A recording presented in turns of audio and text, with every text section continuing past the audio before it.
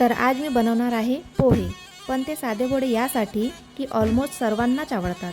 Generally available असतात बाहेर किंवा घरीसुद्धा. सोबतच परवडेबल पण आहेत. भूक लागली की एका प्लेटात पोट भरतं आणि सर्वात महत्त्वाचं सर्वांना बनवतासुद्धा येतात. इतकी सगळी कारणं आहेत.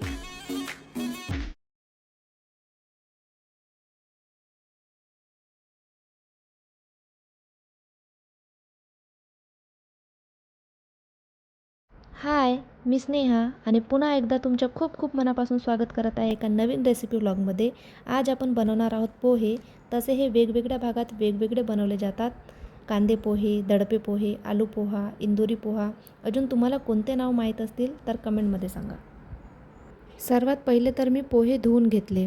कढईमध्ये तेल गरम झाल्यावर शेंगदाणे तळून काढले. त्यानंतर मोहरी आणि जिरं घातला.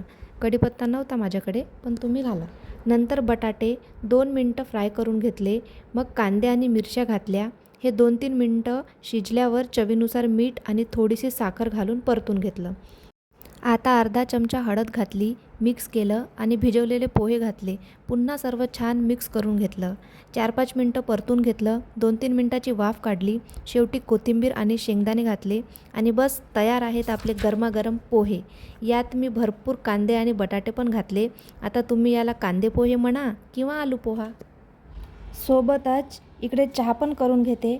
अर्धा कप पाणी घेतलं, दूध घातला, 2 चमचे चहा पावडर, साखर तुमच्या आवडीनुसार घ्या. मी 3 चमचे घातली. थोडंसं अद्रक.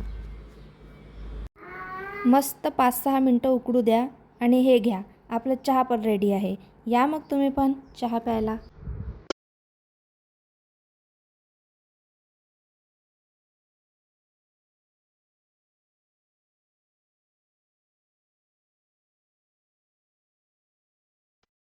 तुम्हालाही असे साधेभोळे पोहे आवडतात का? तर अशा प्रकारे ट्राय करून पहा. व्हिडिओला लाईक करा आणि चॅनलला नक्की सबस्क्राईब करा.